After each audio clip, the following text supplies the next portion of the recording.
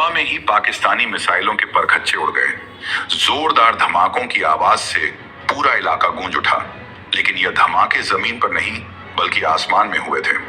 भारत का integrated counter drone grid भी पूरी तरह एक्टिव था। जो छोटे ड्रोन रडार की पकड़ से बच सकते थे, उन्हें एंटी ड्रोन गन्स और लेजर सिस्टम से जलाकर राख कर दिया गया। पाकिस्तानी सेना ने अपने मीडिया के जरिए दावा किया कि उन्होंने भारत को भारी नुकसान पहुंचाया है और इस 400 सिस्टम को भी निशाना बनाया है। लेकिन सच तो यह था कि उनका एक भी वार सही निशाने पर नहीं लगा था। जो मलबा गिरा उस पर साफ साफ पाकिस्तानी मार्किंग्स थीं, जिसे बाद में दुनिया को दिखाया गया।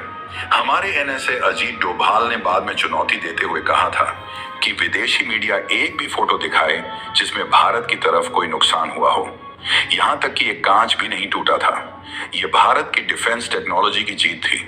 लेकिन पाकिस्तान की हिमाकत सिर्फ मिसाइलों तक सीमित नहीं थी। उन्होंने अपने फाइटर जेट्स भी भेजे थे।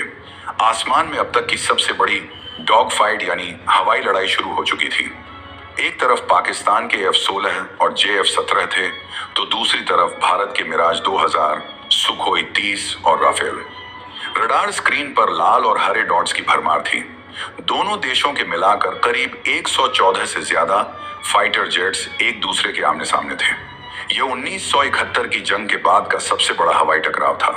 भारतीय वायुसेना के जांबाज पायलटों ने गजब के कौशल का प्रदर्शन किया। हमारे पायलटों ने न सिर्फ अपने एयरबेस को बचाया, बल्कि दुश्मन के जहाजों को दौड़ा दौड़ा कर खदेड़ा। खबरों के मुताबिक भारत ने पाकिस्तान के 5 फाइटर जेट्स को मार गिराया, जिनमें उनका एक अर्ली वार्निंग एयरक्राफ्ट भी शामिल था।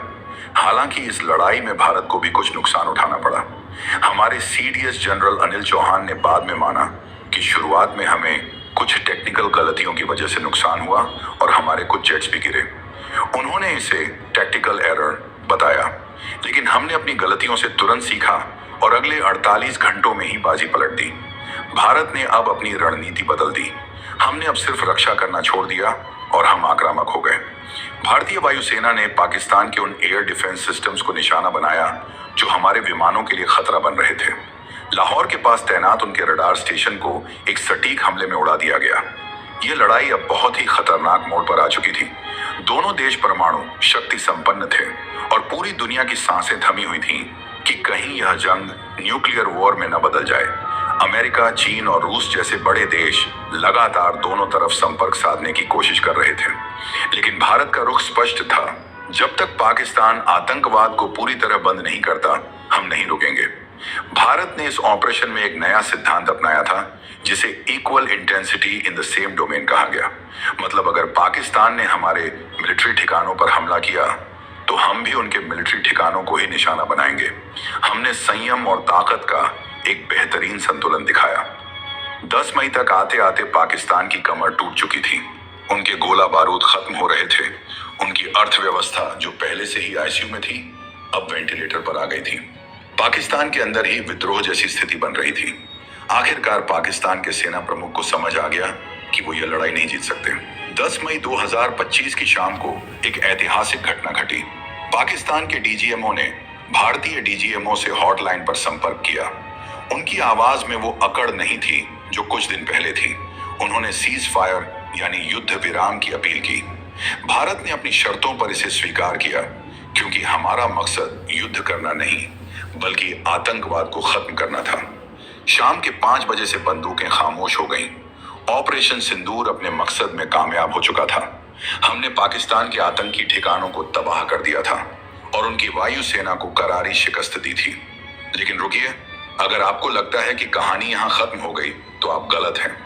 ऑपरेशन सिंदूर ने पाकिस्तान को सबक सिखाया था, लेकिन पहलगाम हमले के असली गुनहगार वो 3 आतंकवादी सुलेमान शाह, हमजा अफगानी और जिब्रान अभी भी जिंदा थे। वो कश्मीर के घने जंगलों में कहीं छुपे हुए थे। उन्हें लग रहा था कि ऑपरेशन सिंदूर के बाद मामला ठंडा पड़ गया है और अब वो बच निकले हैं। उन्हें नहीं पता था कि भारत सरकार और सेना ने उनके लिए एक अलग ही प्लान बना रखा था। उस प्लान का नाम था ऑपरेशन महादेव, जिसके बारे में हम अगली वीडियो में जानेंगे। और हाँ, अगर आपको जानना हो कि उस दिन पहलगाम में क्या क्या हुआ था, तो आप ऊपर आई बटन को क्लिक करके देख सकते हैं। तो दोस्तों, कैसी लगी आपको ये रोंगटे खड़े कर देने वाली कहानी? अगर इस वीडियो ने आपके अंदर के भारतीय को जगाया है तो इसे लाइक जरूर करें और अपने दोस्तों और परिवार के साथ शेयर करें, ताकि हर भारतीय को ऑपरेशन सिंदूर और हमारे जांबाजों की वीरता के बारे में पता चले। कमेंट में जय हिंद या भारत माता की जय लिखना ना भूलें। और हाँ, अगर आपने अभी तक हमारे चैनल को सब्सक्राइब नहीं किया है तो अभी करें और बेल आइकन दबाएं, ताकि ऐसी ही पावरफुल स्टोरीज आप कभी मिस ना करें। हम फिर मिलेंगे एक और अनसुनी कहानी के साथ। तब तक के लिए जय हिंद, जय भारत।